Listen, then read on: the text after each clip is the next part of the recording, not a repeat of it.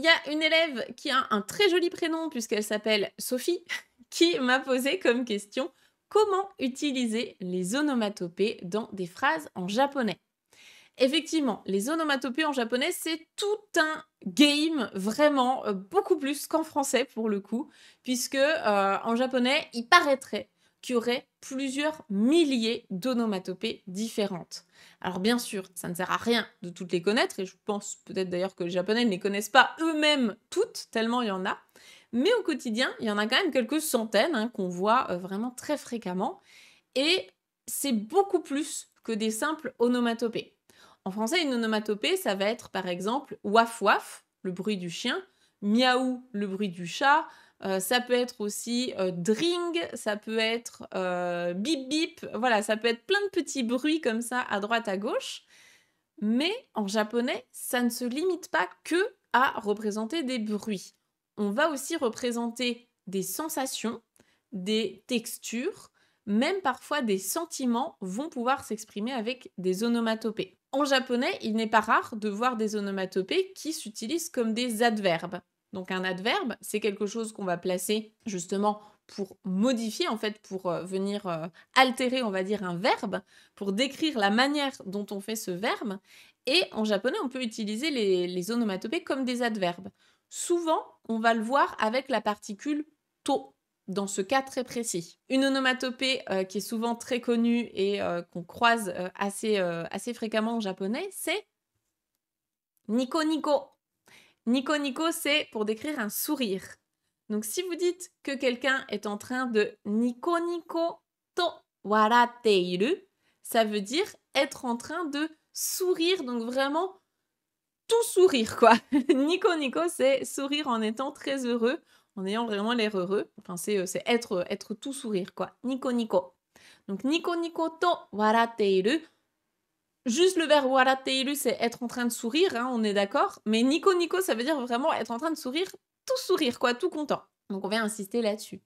Ici, nico nico, on l'a mis en tant qu'adverbe avec la petite particule to pour relier avec le verbe qu'il y a derrière.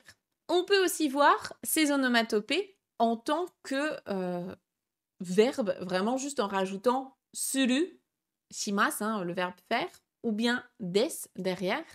Je vous donne un exemple pareil d'une onomatopée hyper connue en général, c'est le bruit du cœur. C'est doki doki. Doki doki, c'est le battement du cœur. Donc quand on a le cœur qui bat la chamade, c'est doki doki suru, être en train de battre la chamade. Doki doki suru. Pareil, si vous décrivez quelqu'un qui est énervé, qui est vraiment hyper vénère, avec dans les mangas, on pourrait le voir avec des petits traits ou bien vraiment la croix là avec, avec les veines un peu énervées, on va le décrire en tant que ira ira. Ira ira, c'est être énervé. Donc ira ira shiteiru, il est énervé. Il est vraiment en train d'être énervé. Donc ça fonctionne avec suru, avec des aussi. Et on peut le voir en tant que nom également pour relier, pour décrire en fait un autre nom.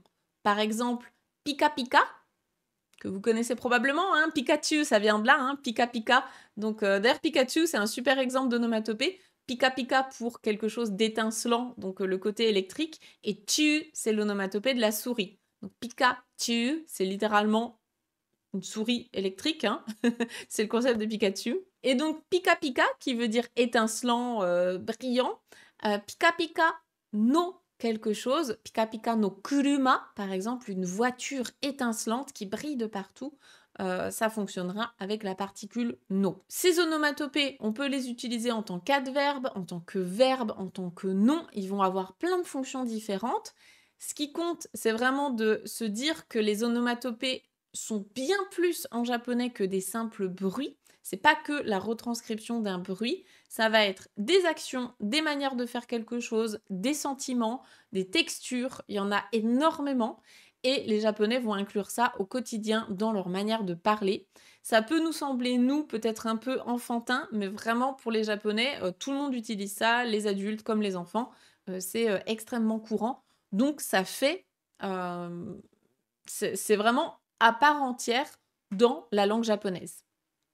Donc là, si vous voulez aller plus loin sur les onomatopées, on a fait un article dessus sur le site, hein, sur, coursdejaponais.com. Si vous tapez onomatopée, je pense que vous allez trouver. J'ai fait un article, je me rappelle, sur, les onomatopées des animaux en particulier, mais peut-être qu'il y en a d'autres ou peut-être qu'on en créera d'autres à l'avenir, donc n'hésitez pas à aller jeter un petit coup d'œil et puis, quand on fait les lectures de contes sur Twitch, on en voit très fréquemment, donc je vous invite également à venir sur Twitch.